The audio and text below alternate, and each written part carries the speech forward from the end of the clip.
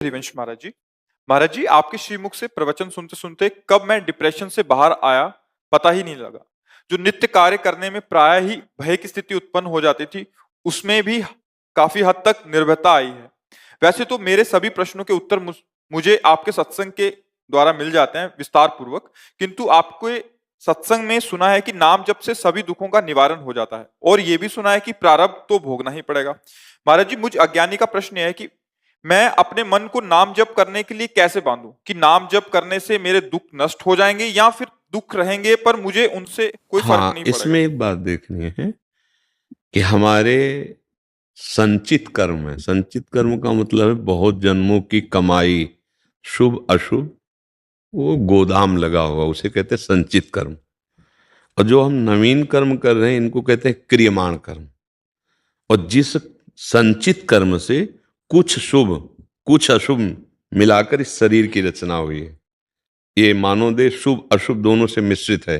यातना देह नरक का केवल अशुभ है, और जो देव देह है ये शुभ है। मानव देह शुभ अशुभ दोनों से मिश्रित है। अब इसका प्रहार होगा कर्मों का।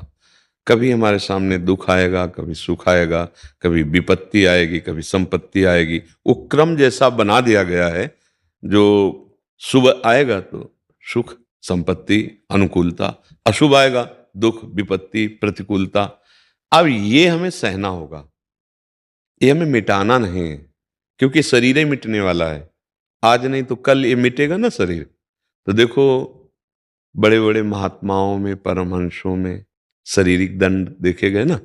रामकृष्ण परमहंस जी के गले में कैंसर, कितने ऐसे संतों के शरीरों में बड़े व्यवधान। क्या उनके भजन में बल नहीं है? जो भजन संचित कर्मों को भस्म कर देता है, क्रियमाण को निष्फल कर देता है, वो भजन क्या प्रारब्ध को निष्प्रभावित नहीं कर सकता? कर सकता है। लेकिन ये पता है कि शरीर नष्ट होगा आज या कल, इसकी एक अवधि है।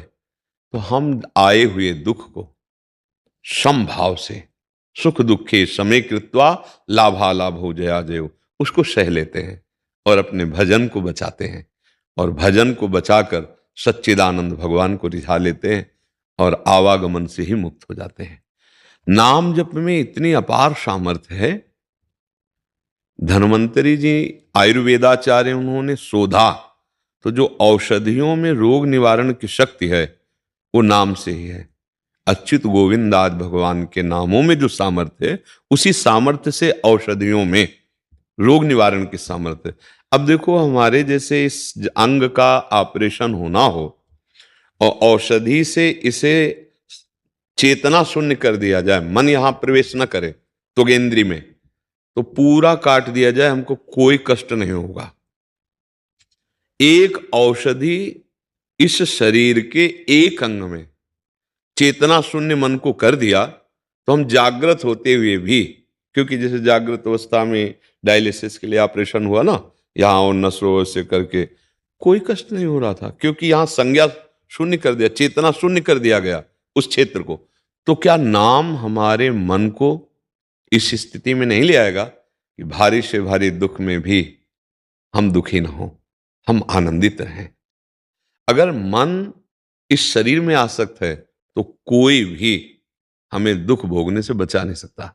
अगर मन सावई मना कृष्ण पदारविंदयो, प्रभु के नाम में, प्रभु के रूप में, तो हमें पता है कि हमारे शरीर के द्वारा ये पीड़ाएं हो रही, पर हमें व्यथा नहीं है, व्याकुलता नहीं है, हम पराजय नहीं हुए, हम हताश नहीं हुए, निराश नहीं हुए, क्योंकि वो ऐसे दिखाई दे रहा है कि वो दुख और ये स्थान बहुत दूर है, उसकी आंच नहीं पहुंच पा रही। और जब हम शरीर पे आसक्त होते हैं तो बिना दुख के दुख की कल्पना करके हम परेशान हो जाते हैं। जैसा आप जिसे डिप्रेशन कहते हैं ना, ये कल्पनात्मक मन का स्वरूप गिर जाता है। वो बहुत ऐसी ऐसी कल्पना, कहीं ऐसा न हो जाए, कहीं ऐसा न हो जाए, कहीं ऐसा, वो परेशान हो जाता है। धीरे धीरे उसमें शक्तिहीनता आ जाती है और वो फिर सोचता है ऐसी परिस्थिति से निकलने के लिए क्या करूं, दवाइयां भी खा ली, वो गलत सोचने लगता है, वो शरीर हानि की तरफ भी पहुंच सकता है। तो ये जो हमारा मनोबल गिरता चला गया, ये भगवान से विमुख होने के कारण, विषयों का सेवन अधर्म पूर्वक करने के कारण, पापाचरण के कारण। अब हम जैसे जैसे सत्वार्ता सुन रहे हैं, सत्संग, जैसे जैसे हम नाम जप, तो देखो आपने खुद कहा कि मैं ऊपर उठ रहा हूं, मैं उस स्थिति को जीत रहा हूं, उसे पराजित कर रहा हूं जो मुझे पराजित करने वाली थी। और नाम बढ़ा दीजिए। जैसे हम दवा में कोई स्वाद नहीं होता, कोई कोई बहुत कड़वी होती है, हमें कोई ज्ञान नहीं है कि इसमें क्या है, पर डॉक्टर ने कह दिया तुम खाते हैं ना। ऐसे ही यार संतों की बात जैसे तुमने अभी मानी, तो एक बात और मान लो, स्वाद मिले ना मिले, लाभ दिखाई दे ना दिखाई दे, राधा राधा राधा राधा राधा। अब हमको तो जपना है, जैसे दवाई नहीं दे दी कि 2 घंटे में ये इतने टेबलेट, इसके बाद ये टेबलेट, ऐसा ऐसा ऐसा। वो दवाई हमको बिल्कुल पता नहीं क्या है क्या नहीं मिला, लेकिन हम श्रद्धा से पैसा दे के उसको आराम से पाते हैं कि हमारा रोग निवृत्त। उसमें हो सकता है रोग ना निवृत्त हो, लेकिन इसमें तो पक्का हो जाएगा। जा सुनाम भव भेषज, गोस्वामी जी कह रहे हैं। उधर काकभूषण जी महाराज के श्रीमुख के वचन है, जा सुनाम भव भेषज हरनि घोर त्रयशूल। जिसका नाम इस संसार रूपी रोग की परम औषधि है। इस संसार समुद्र से पार होने के लिए एकमात्र सुदृढ़ नौका नाम। इस संसार भवरोग से निवृत्त होने के लिए एकमात्र अमोघ औषधि नाम। तीनों तापों का शमन करने के लिए एकमात्र अमोघ औषधि नाम।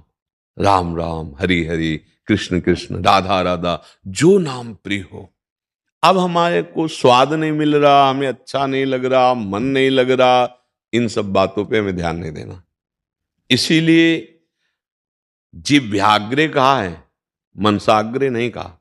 सिद्धों का मन भगवदाकार नाम में होता है, साधक को नाम जपना होता है। यह जिव्याग्रे राम नाम मणिदीप धर, जीह देहरी द्वार, तुलसी भीतर बाहिरो, जो चाहस राधा राधा राधा राधा राधा राधा राधा। आप खुद देखिएगा, अब मन लगे ना लगे।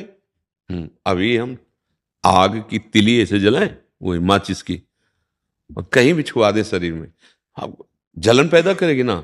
आप जान के छू लो, जलन करेगी। आप ना हाथ जोड़ो और फिर छू लो, तो भी जलन पैदा करेगी।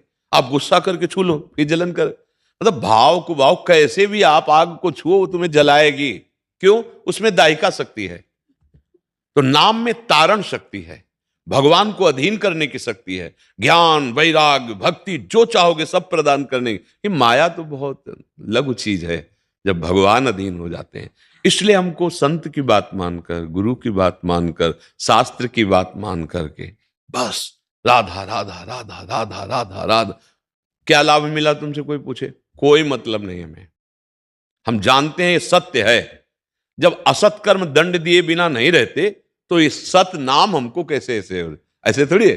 हम विश्वास करके, जैसे गरीब आदमी धन कमाने के लिए ना धूप देखता है ना गाली। एक बार हमने देखा हितधाम में काम चल रहा था, तो वो आया, वो ठेकेदार, वो लेबर, इतनी धूप कि आप बाहर नहीं निकल सकते, ऐसी धूप में वो ईंट ढो रहा है, तो उसको गाली दिया उसने। वो चुप रहा और हम देख रहे थे। बाद में उससे कहा, ए भाई तुम मेहनत कर रहे हो फिर भी तुम्हें गाली दे रहा था, तुम चुप क्यों रहे? अरे बोले बाबा अगर हम चुप ना रहते तो शाम के जो 500 रुपए मिलते हैं परिवार पोषण के लिए वो नहीं देता। कैसे?